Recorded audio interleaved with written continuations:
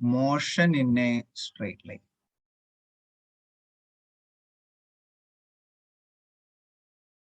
Motion in a straight line എന്ന് പറയുമ്പം അറിയാം, when we apply an external force, ഒരു പുറത്തുനിന്നൊരു ഫോഴ്സ് കൊടുത്താൽ മാത്രമേ ഒരു ബോഡി മൂവ് ചെയ്യുള്ളൂ. അപ്പം the change in position with respect to time, അതാണ് മോഷൻ അല്ലേ? The change in position with respect to change in position with respect to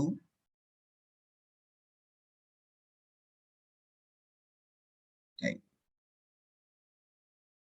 അപ്പൊ നമുക്കറിയാം, നമ്മൾക്കൊരു ഒബ്ജക്റ്റ്, ഇപ്പം ഒരു കാറ് ഇപ്പം എക്സ് ഒരു പോയിന്റിൽ നിന്ന് മറ്റൊരു പോയിന്റിലേക്ക് ഒരു കാർ മൂവ് ചെയ്യുന്നു എന്ന് എനിക്ക് പറയണമെങ്കിൽ ഞാനിപ്പോ എങ്ങനെയാ വരയ്ക്കണേ?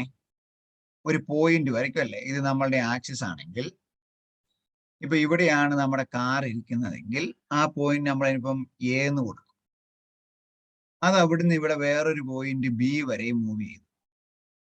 അപ്പം ഈ ഒരു എ അല്ലെ ബി എന്ന് പറഞ്ഞ ഒരു പോയിന്റ് നമ്മൾ എന്നാ ചെയ്യുന്നതെന്ന് ചോദിച്ചാല്, നമ്മൾ കൺസിഡർ ചെയ്യുന്ന ബോഡിയെ നമ്മളൊരു പോയിന്റ് ഒബ്ജക്റ്റ് ആയിട്ട് എടുക്കും.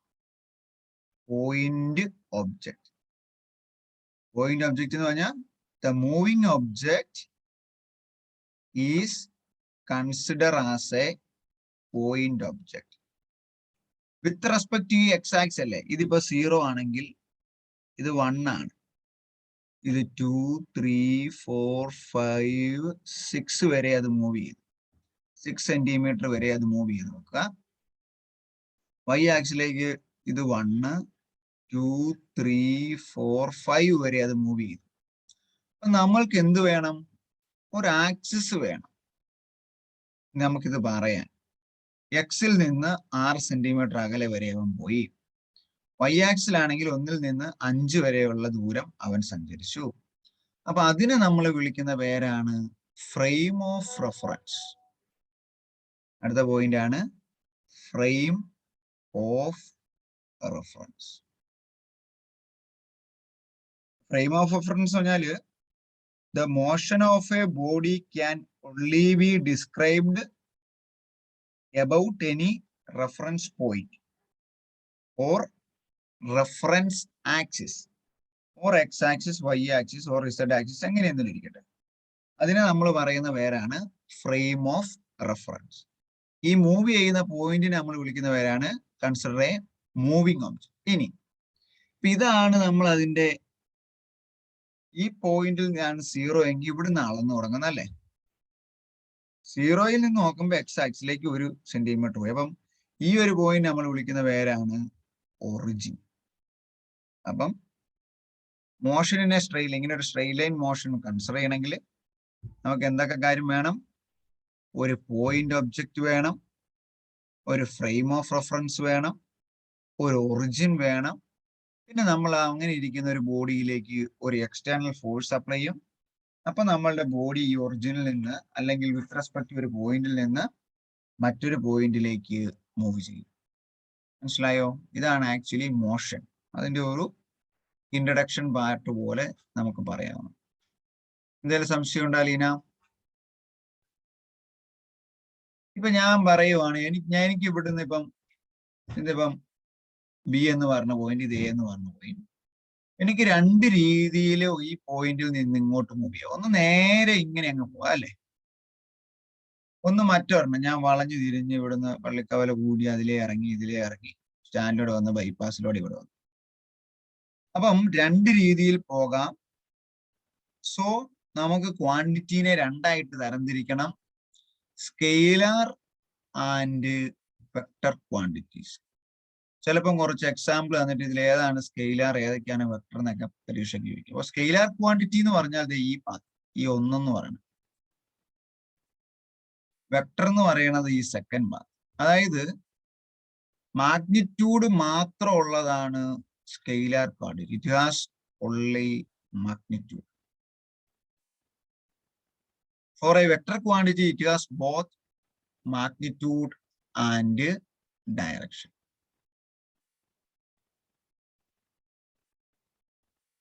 It has both magnitude and direction. 2-3 example പറയട്ടെ ഞാൻ. ഇപ്പൊ നമുക്ക് ഇവിടെ പറയുവാണെങ്കിൽ ഡിസ്പ്ലേസ്മെന്റ് എന്ന് പറയും. സോറി, സ്കെയിലാറിന്റെ അവിടെയല്ല, സ്കെയിലാറിന്റെ അവിടെ ആകുമ്പം ഡിസ്റ്റൻസ്. ഡിസ്റ്റൻസ് എന്ന് പറഞ്ഞാൽ ഏതും ആകാം. പിന്നെ വേറൊരു ഈ ഒന്നിന് പകരം ഇതിലെ വളഞ്ഞ് ഇങ്ങനെ ഇങ്ങനെ പോയാൽ അതും ഡിസ്റ്റൻസ് ആണ്. അപ്പൊ ഈ 3 എന്ന് പറയണതും സ്കെയിലാർ ക്വാണ്ടിറ്റിയാണ്. ഡിസ്റ്റൻസ് എന്ന് പറഞ്ഞാൽ ഇനി വെക്ടർ ക്വാണ്ടിറ്റിയിൽ അതിന്റെ പേരാണ് ഡിസ്പ്ലേസ്മെന്റ്. ഡിസ്പ്ലേസ്മെന്റ് എന്ന് പറഞ്ഞാൽ ഈ പോയിന്റിൽ നിന്ന് ഈ പോയിന്റിലേക്ക് അതിന് നമുക്കൊരു ആരോ ഹെഡ് ഇടണം. അതൊരു ആരോ ഹെഡ് കൊണ്ട് റെപ്രസെന്റ് ചെയ്യും. മാത്രമല്ല അതായിരിക്കും ആ പോയിന്റിൽ നിന്ന് ആ പോയിന്റിലേക്കുള്ള സ്ട്രെയിറ്റ് ലൈൻ ഡിസ്റ്റൻസും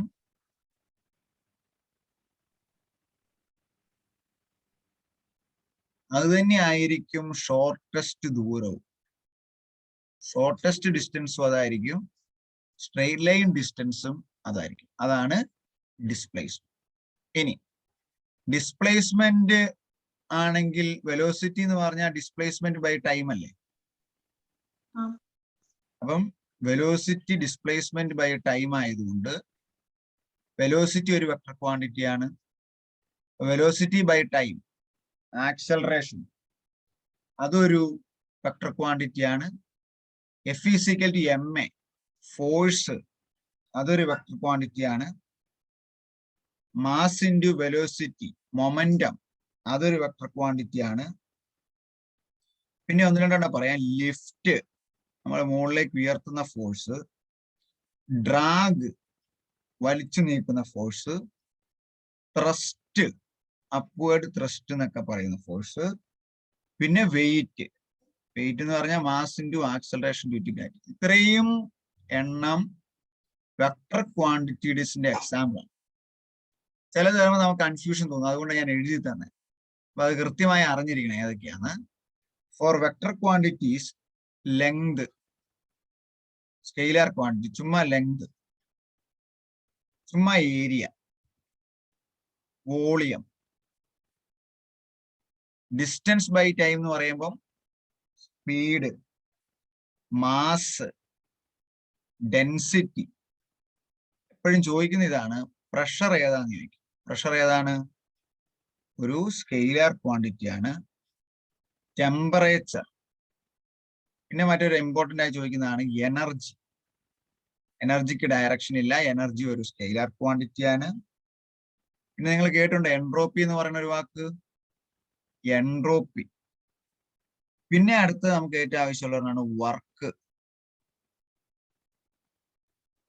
ഉണ്ടോ? വർക്ക് എന്ന് പറഞ്ഞാൽ ഫോഴ്സ് ഇൻറ്റു ഡിസ്പ്ലേസ്മെന്റ് ആയെന്ന് പറഞ്ഞാലും വർക്ക് സ്കെയിലാറിലാണ് വരുന്നത്. Very very important. Work is equivalent to energy അല്ലെ? നമ്മൾ ഡയമെൻഷൻ പ്രൂവ് ചെയ്തപ്പം കണ്ടായിരുന്നു. അപ്പൊ വർക്കും എനർജിയും പ്രഷറും സ്കെയിലാർ ആണെന്ന് വളരെ കൃത്യമായി പഠിച്ചിരിക്കണം. പിന്നെ വർക്ക് കിട്ടിയ വർക്ക് ബൈ ടൈം, പവർ, അതും scalar quantity. These are the major distinction between scalar and vector quantities. Scalar quantity only depend magnitude, it depend both magnitude and direction. Different examples. You also draw this figure also. Okay. ചോദ്യം വരും. Speed and velocity. ഇപ്പം speed എന്ന് പറഞ്ഞാൽ നമുക്ക് എന്നാന്നറിയാം? Total distance by time. അതുപോലെ തന്നെ നമുക്ക് പറയേണ്ട മറ്റൊരു ടേം ഉണ്ട്, ആവറേജ് സ്പീഡ്. ആവറേജ് എന്ന് പറഞ്ഞാൽ എന്നാ? ആവറേജ് എന്ന് പറഞ്ഞാൽ സാനിയ. ആവറേജ് എന്ന് പറഞ്ഞാൽ എന്നാ?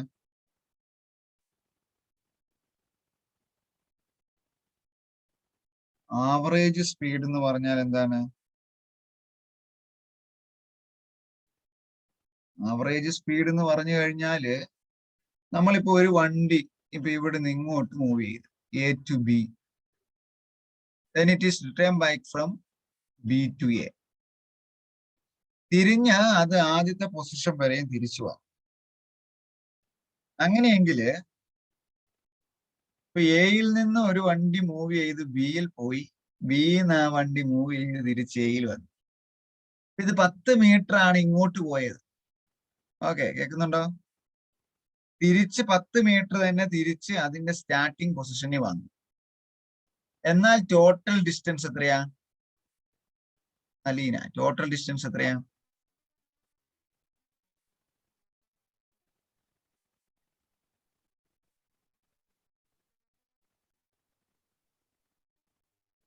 അങ്ങോട്ടും 10 മീറ്റർ, ഇങ്ങോട്ടും 10 മീറ്റർ. അങ്ങനെയെങ്കിൽ ടോട്ടൽ ഡിസ്റ്റൻസ് എത്രയാ? 20 മീറ്റർ. ഇപ്പൊ മീറ്റർ ആണെന്നിരിക്കട്ടെ, 20. അങ്ങനെയെങ്കിൽ ടോട്ടൽ ഡിസ്പ്ലേസ്മെന്റ് എത്രയാ? എന്നൊക്കെയാണ് ഡിഗ്രി പിള്ളേർക്ക് പോലും ഇത് അറിയത്തില്ല. ടോട്ടൽ ഡിസ്പ്ലേസ്മെന്റ്, ടോട്ടൽ ഡിസ്പ്ലേസ്മെന്റ് എത്രയാ? ഇവിടുന്ന് പോയി തിരിച്ച് അതേ പോയിന്റിൽ തന്നെ വന്ന 0. വെരി ഗുഡ്, 0 മീറ്റർ അല്ലേ? ഇങ്ങനെയുള്ള കുഞ്ഞു കുഞ്ഞു കാര്യങ്ങൾ അറിയുന്നു. ഇത് ഞാൻ പറയാൻ കാരണം ആവറേജ് സ്പീഡ് എന്ന് പറയും. ഇപ്പം ആദ്യത്തെ 10 കിലോമീറ്റർ അങ്ങോട്ട് പോയത് ഈ കാറ് 30 km/h. ഇങ്ങോട്ട് തിരിച്ചു വന്നപ്പം ട്രാഫിക് ഒക്കെ ആയിരുന്നു, അതിന് പെട്ടെന്ന് പോരാൻ പറ്റിയില്ല. 10 km/h സ്പീഡിലാണ് തിരിച്ചു പോകുന്നത്.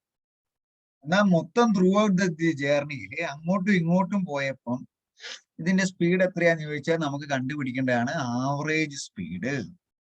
അപ്പൊ ആവറേജ് സ്പീഡ് കണ്ടുപിടിക്കാനെന്ന് വെച്ചാല് അങ്ങോട്ട് പോയതും ഇങ്ങോട്ട് പോയതുമായിട്ടുള്ള total distance divided by total time. Clear ആയ ഇക്വേഷൻ? ഒരു പ്രോബ്ലം ചെയ്യുമ്പോൾ മനസ്സിലായിക്കും. Average speed, that is the total distance covered by the body divided by total time. Clear ആയോ നന്ദന? എന്നാൽ ഇതിന്റെ ഡയമെൻഷൻ എത്രയാ? ഡയമെൻഷൻ, സ്പീഡിന്റെ dimension L(t)⁻⁻1. Very good, L(t)⁻⁻1. വെലോസിറ്റിയുടെ ഡയമെൻഷൻ എന്നാണ്? L(t)⁻1. L(t)⁻. അപ്പൊ രണ്ടും ഡയമെൻഷനലി സെയിം ആണ്. പക്ഷെ സ്പീഡ് എന്ന് പറയുന്നത് സ്കെയിലാർ ആണ്, വെലോസിറ്റി എന്ന് പറയുന്നത് വെക്ടർ ആണ്. മനസ്സിലായില്ലേ? അവിടെ വരെ ക്ലിയർ അല്ലേ? എന്നിട്ട് നമുക്ക് പ്രോബ്ലം ചെയ്യാം. എന്ത് ചോദ്യം വരാറ്? ഒരു ബോയ് ഒരു സ്റ്റോൺ നേരെ വെർട്ടിക്കലി മുകളിലോട്ട് എറിഞ്ഞ് തിരിച്ച് അതേ പൊസിഷനിൽ തിരിച്ചു വന്നു. അങ്ങനെയെങ്കിൽ അവിടുത്തെ ഡിസ്പ്ലേസ്മെന്റ് എത്രയാണ്? 0. അതൊന്ന് ഓർത്തിരുന്നേക്കണം കേട്ടോ.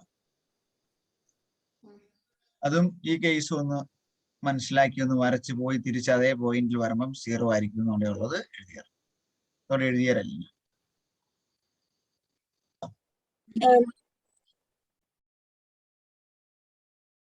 എ ബോഡി, വേണ്ട, ഒരു മനുഷ്യൻ, A boy take 30 minutes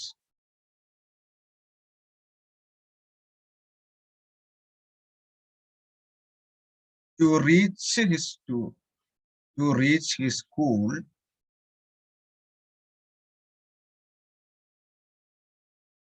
(200 meters away from his home. 200 metre ദൂരേ ഉള്ളു. എന്നിട്ട് അവൻ 30 മിനിറ്റ് എടുത്തു. കിടക്കട്ടെ. 30 മിനിറ്റ് കൊണ്ടാണ് 200 മീറ്റർ അകലെ, വീട്ടിൽ നിന്ന് അകലെയുള്ള സ്കൂളിൽ എത്തിയത്. away from home.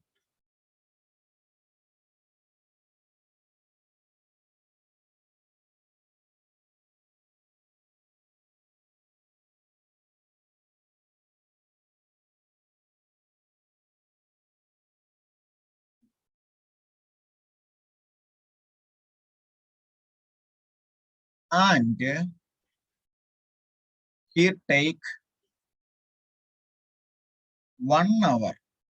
ഈ ദൂരം വേണേ മാറ്റി കൊടുക്കും, ഒരു ക്ലാരിറ്റി ഇല്ലാത്ത ഇത്രയും ചെറിയ ദൂരം എന്നുള്ളത് ഒരു 2 കിലോമീറ്റർ കൊടുക്കാം, കുഴപ്പമില്ലല്ലോ. 2 കിലോമീറ്റർ പോകാൻ സാധാരണ അരമണിക്കൂറൊക്കെ വേണം. തിരിച്ചു വന്നപ്പം 1 മണിക്കൂർ He take 1 hour to reach his home.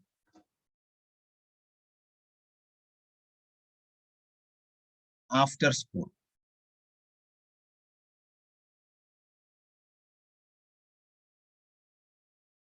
What is his average speed? What is his average speed? ചോദ്യം മനസ്സിലായ സാനിയ? ഒരു കുട്ടി രാവിലെ എണീറ്റ് വീട്ടിൽ നിന്ന് സ്കൂളിലേക്ക് പോയി. അവിടെ വരെയുള്ള ഡിസ്റ്റൻസ് എത്രയാണ്? 2 കിലോമീറ്റർ ദൂരം. അങ്ങോട്ട് പോയപ്പം പുള്ളി അരമണിക്കൂർ കൊണ്ട് ചെന്നു, അല്ലെങ്കിൽ 30 മിനിറ്റ് കൊണ്ട് ചെന്നു. തിരിച്ചു വന്നപ്പം 1 മണിക്കൂർ കൊണ്ടാണ് വന്നതെങ്കിൽ ആവറേജ് സ്പീഡ് എത്തുക. നമ്മൾ എന്നാ പറഞ്ഞത്? Total distance by total time കണ്ടാണ്. അങ്ങ് പോയതിന്റെ സ്പീഡ് കണ്ടുപിടിക്കുക. ഡിസ്റ്റൻസ് തന്നിട്ടുണ്ട്, ടൈം തന്നിട്ടുണ്ട്. ഇങ്ങ് വന്നതിന്റെ സ്പീഡ് കണ്ടുപിടിക്കുക. അല്ലെങ്കിൽ അങ്ങോട്ടും ഇങ്ങോട്ടും കൂടിയ total distance divided by total time ചെയ്യുക. ചെയ്യാവോ? ഒന്ന് ചെയ്യാവോ നോക്കാവോ? ശ്രമിക്കുവോ? അലീന, ചെയ്യാൻ പറ്റുമോ നോക്കാവോ? നോക്കി. ഇനി പരീക്ഷയ്ക്ക് ചോദ്യം തന്നെ. സ്പീഡിനെ വെലോസിറ്റി എന്നാന്ന് പഠിച്ചിട്ട് പോയിട്ട് കാര്യമില്ല. ഓരോന്നിനും ചോദ്യം ചെയ്യാൻ പഠിക്കും. ഞാനിവിടെ ചെയ്തു വരാം. അല്ലെങ്കിൽ അപ്പം ഈ കുട്ടി അങ്ങ് പോയ ഫസ്റ്റ് കേസ്, ഈ കുട്ടി സ്കൂളിലേക്ക് പോയ സമയത്ത് എത്ര ഡിസ്റ്റൻസ് പോയി? 2 കിലോമീറ്റർ പോകണം അല്ലേ? നമ്മൾ ആദ്യം ചെയ്യുമ്പോഴേ അതിനെ മീറ്ററിലാക്കണം. 2 കിലോമീറ്റർ എത്രയാണ്? 2 × 10⁻². അത്രയും മീറ്റർ അങ്ങ് പോയി. അതിനെടുത്ത സമയം നമുക്ക് മീറ്റർ പെർ സെക്കൻഡിലാണ് ചെയ്യുന്നതെങ്കിൽ സെക്കൻഡിലോട്ടാക്കാം. അങ്ങ് പോകാൻ വേണ്ടി എത്ര മിനിറ്റ് എടുത്തു? 30 മിനിറ്റ് എടുത്തല്ലേ? അത് എത്ര സെക്കൻഡ് ആണ്? 30 × 1 മിനിറ്റിൽ 60 സെക്കൻഡ്. അപ്പൊ അത്രയും സെക്കൻഡ്. 3 6 18 2 0 1800 സെക്കൻഡ്. ശരിയല്ലേ? ഇനി തിരിച്ചു വരാൻ ചെയ്യാം. തിരിച്ചു വരാൻ പുള്ളി എത്ര കിലോമീറ്റർ തന്നെയാണ്? ഡിസ്റ്റൻസ് എന്ന് പറയുന്നത് അഗെയിൻ 2 × 10⁻² തന്നെ. ടൈം എന്ന് പറയുന്നത് 1 അവർ. 1 അവർ എന്ന് പറയുമ്പം 60 മിനിറ്റ് × 60 സെക്കൻഡ്. അപ്പൊ എത്രയായി? 3600 സെക്കൻഡ്. അങ്ങനെയെങ്കിൽ ആവറേജ് സ്പീഡ് അങ്ങോട്ടും ഇങ്ങോട്ടും ഉള്ളതെന്ന് പറഞ്ഞാൽ അങ്ങോട്ടുള്ള ഡിസ്റ്റൻസ് പ്ലസ് ഇങ്ങോട്ടുള്ള ഡിസ്റ്റൻസ് ഡിവൈഡ് ബൈ അങ്ങോട്ടുള്ള ടൈം ഡിവൈഡ് ബൈ പ്ലസ് ഇങ്ങോട്ടുള്ള സമയം. അപ്പൊ എത്രയായി? 2 × 10⁻² plus 2 × 10⁻² divided by 1800 plus 3600. That's equal to 2 × 2 4 × 10⁻² divided by 0 0 8 6 14 4 6 1 3 4 1 5 5400. That's equal to 4000 divided by 5400. 2 0 വെട്ടിക്കളയാം. 40 divided by 54 ചെയ്ത് എത്രയാണ്? അത്രയും മീറ്റർ പെർ സെക്കൻഡ്. ചെയ്യുന്നത് മനസ്സിലായോ? അഞ്ജു, സാനിയ? ആവറേജ് സ്പീഡ് കണ്ടുപിടിച്ച മനസ്സിലായോ? ഫസ്റ്റ് കേസിലെ സ്പീഡിന്റെ ഇക്വേഷൻ, സെക്കൻഡ് കേസിലെ equation, then take the average. Average means മൊത്തം ബൈ മൊത്തം ടൈം. അതാണ് average. Total distance by total time. എത്രയാണ് ഈ വാല്യൂ? ഫൈനൽ ആൻസറോടെ കണ്ടുപിടിച്ച്. Final answer is 0.74 metre per second. ചെയ്യാലോ അല്ലേ? ആവറേജ് സ്പീഡ് കാണാൻ ചോദിച്ചാൽ ചെയ്യാൻ വളരെ സിമ്പിൾ ആയിട്ട്. അതിന്റെ ഒരു സ്ക്രീൻഷോട്ടോടെ എടുത്തു. Next heading average velocity. അതുപോലെ തന്നെ ആവറേജ് വെലോസിറ്റി കാണാൻ എന്നാ ചെയ്യണം?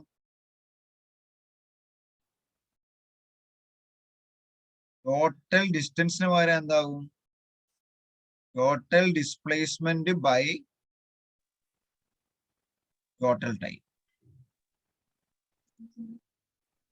ഇനി ടോട്ടൽ ടൈം. ഇപ്പൊ നമ്മൾ ചില വെലോസിറ്റിയിൽ ചില മോഷനിൽ പറയും വെലോസിറ്റി ഒരു കോൺസ്റ്റന്റ് അല്ല എന്ന് പറയും, അല്ലെ? ഇപ്പൊ യൂണിഫോം വെലോസിറ്റി, ഇപ്പൊ കുറെ വെലോസിറ്റി പോവാണ്, അത് യൂണിഫോം വെലോസിറ്റി. ഇനി കുറച്ച് കഴിയുമ്പം വെലോസിറ്റി മാറുന്നുണ്ടെന്ന് നോക്കുക. Uniform velocity. യൂണിഫോം വെലോസിറ്റി എന്ന് പറഞ്ഞാൽ വെലോസിറ്റി ഒരു കോൺസ്റ്റന്റ് ആണ്. Velocity is a constant. അപ്പൊ പരീക്ഷയ്ക്ക് ചോദിക്കും position time graph of uniform velocity. അപ്പൊ ഇത് പൊസിഷനും ഇത് ടൈമുമാണ്. എക്സ് ആക്സിസില് ടൈമും വൈ ആക്സിസില് പൊസിഷനും ആണെങ്കിൽ യൂണിഫോം വെലോസിറ്റിയുടെ ഗ്രാഫ് എങ്ങനെയായിരിക്കും?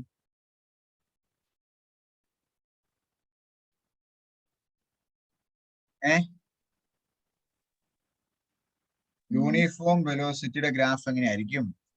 കൃത്യമായ ഇടവേളകളിൽ കൃത്യമായ ദൂരം സഞ്ചരിക്കുക, അതല്ലേ യൂണിഫോം വെലോസിറ്റി എന്ന് പറഞ്ഞാൽ. Equal velocity in equal interval of time. അതിനെയാണ് നമ്മൾ എന്നാന്ന് പറയുന്നത്? Uniform velocity. അല്ലെങ്കിൽ മറ്റൊരു കേസ് ഉണ്ട്, റെസ്റ്റ്. റെസ്റ്റിലാണെങ്കിൽ ഈ പൊസിഷൻ ടൈം ഗ്രാഫ് എങ്ങനെയായിരിക്കും? എങ്ങനെ തന്നിട്ട് ചോദിക്കാം ഇത് ഏതിന്റെയാണ് ഗ്രാഫ് എന്നൊക്കെ. ഇത് പറഞ്ഞിട്ട് അത് പറയുമ്പോൾ നിങ്ങൾ കുറച്ചൊരു ഐഡിയ കിട്ടുമായിരിക്കും. Position time. ഈ റെസ്റ്റിലായിരിക്കുന്നതെങ്കിൽ പൊസിഷന് വല്ലോ മാറ്റം സംഭവിക്കുമോ? ഇല്ല. അപ്പം ആ ഗ്രാഫ് എന്ന് പറയുന്നത് കൃത്യമായിട്ട് എഴുതണം. ഗ്രാഫ് ഒരു സ്ട്രെയിറ്റ് ലൈൻ ആയിരിക്കും, ഇതാ ഇങ്ങനെ, അല്ലേ? 5 മിനിറ്റ് എടുത്താലും 10 മിനിറ്റ് എടുത്താലും, ഇവിടെ ഇപ്പൊ 5 മിനിറ്റ് എടുത്താലും 10 മിനിറ്റ് എടുത്താലും 20 മിനിറ്റ് എടുത്താലും മിനിറ്റ് ആണെങ്കിൽ എല്ലാ മിനിറ്റിലും ഡിസ്റ്റൻസ് സെയിം ആയിരിക്കും, അവിടെ തന്നെ ഇരിക്കുവാണ്.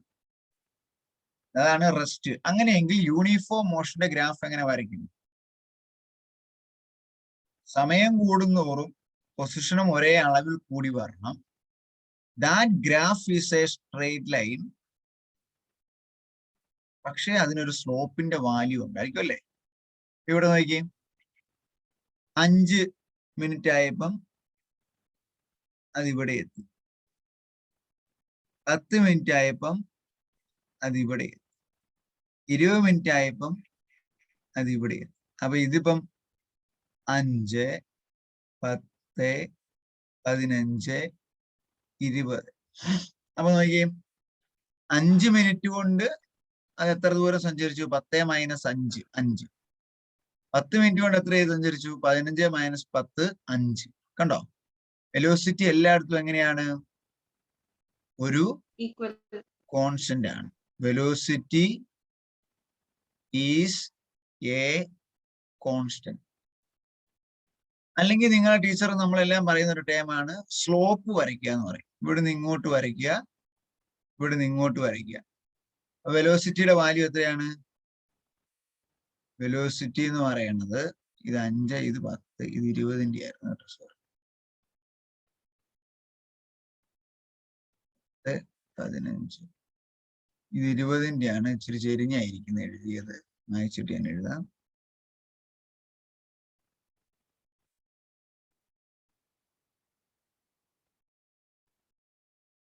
ഇത് കൃത്യമായിട്ട് വരച്ചില്ല, ഇത് മനസ്സിലായില്ല.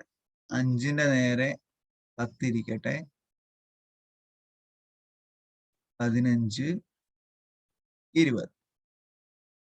ഇനി വെലോസിറ്റി എന്ന് പറഞ്ഞാൽ ഡിസ്റ്റൻസ് ബൈ ടൈം, അല്ലേ? അല്ലെ ഡിസ്പ്ലേസ്മെന്റ് ബൈ ടൈം. ഇനി ഇത്രയും ഡിസ്പ്ലേസ്മെന്റ് എത്രയാ? 30 minus 10 by time 20 minus 10. 30 minus 10 20 by 20 minus 10 10. അപ്പൊ എതിരായി 2 കിട്ടിയല്ലേ? ശരിയല്ലേ?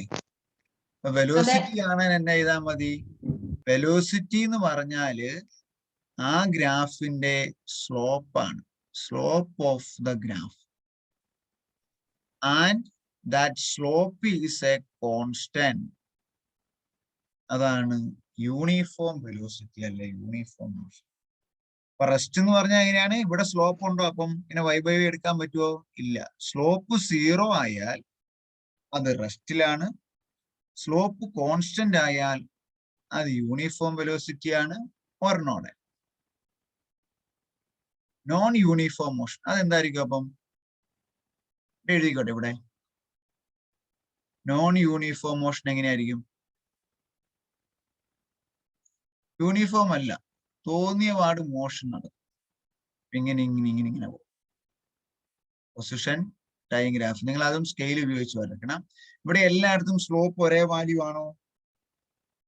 അല്ല. Slope not equal to a constant. ഇതാണ് മെയിൻലി ആവറേജ് വെലോസിറ്റി. പിന്നെ ആവറേജ് വെലോസിറ്റി അനുസരിച്ച് 3 രീതി ഗ്രാഫ് PT ഡയഗ്രാം വരാം. റെസ്റ്റ് അതാണ് ഞാൻ ഒന്നേനെ കേട്ടോ. Rest slope 0. Uniform velocity slope constant. Non uniform motion slope is not a constant. Clear ആയോ? ക്ലിയർ ആയോ? ചിലപ്പോ ഇവിടെ വേറൊരു ചോദ്യവും കൂടെ ചോദിക്കും. ഇതേ ബൈ ഇതല്ലേ? അപ്പൊ ഇതാണ് ഇതിന്റെ ആംഗിൾ എങ്കിൽ സ്ലോപ്പ് എന്ന് പറയണത് ഈ വാല്യൂ ബൈ ഈ വാല്യൂ. ഇത് 90 ഡിഗ്രി ആയിരുന്ന ഒരു റൈറ്റ് ആംഗിൾ ട്രയാംഗിൾ മട്ടത്രികോണം. അപ്പൊ എതിർവശം ബൈ അഡ്ജസന്റ് സൈഡ് അതെന്താണ്? ടാൻ തീറ്റ കണ്ടാലും മതി കേട്ടോ. Tan theta gives the slope of. നന്നായി ശ്രദ്ധിച്ചിരിക്കണം. ഒത്തിരി കാര്യങ്ങൾ ഞാൻ പറയാം. Here for rest, slope is equal to 0. Here for a uniform velocity, slope is a constant at every point of this graph or straight line.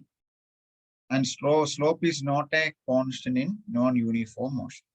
ഇങ്ങനെ 3 graph എന്ന് ചിലപ്പോൾ PT diagram തന്നെ ഇതിനകത്ത് ഏതാണ് യൂണിഫോം മോഷൻ അങ്ങനെയൊക്കെ കുഞ്ഞു കുഞ്ഞു ചോദ്യം ചോദിക്കും. നല്ല ഐഡിയ വേണം.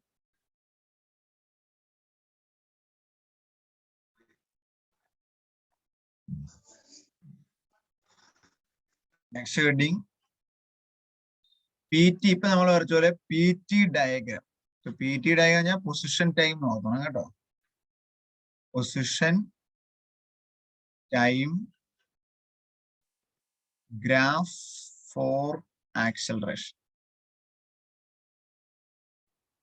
ആക്സലറേഷന്റെ പൊസിഷൻ ടൈം ഗ്രാഫ്. നമ്മൾ ഈ പറഞ്ഞ പോലെ ആക്സലറേഷൻ ശരിക്കും 3 എണ്ണം ഉണ്ട്. Positive acceleration,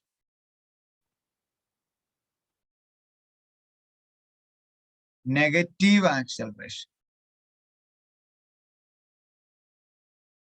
zero acceleration. Detail ആയിട്ട് പഠിക്കാനില്ല, അതിന്റെ ഗ്രാഫ് പക്ഷെ അറിഞ്ഞിരിക്കും. പോസിറ്റീവ് ആക്സലറേഷൻ, നെഗറ്റീവ് ആക്സലറേഷൻ നമ്മൾ പറയും റിറ്റാർഡേഷൻ.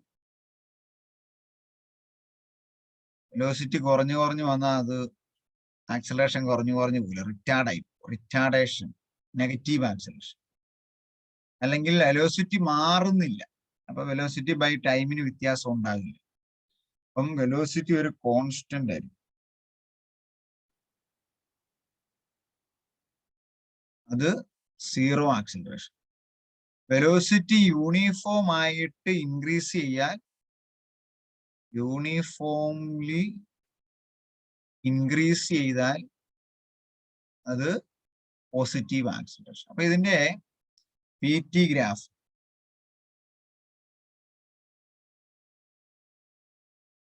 Position time graph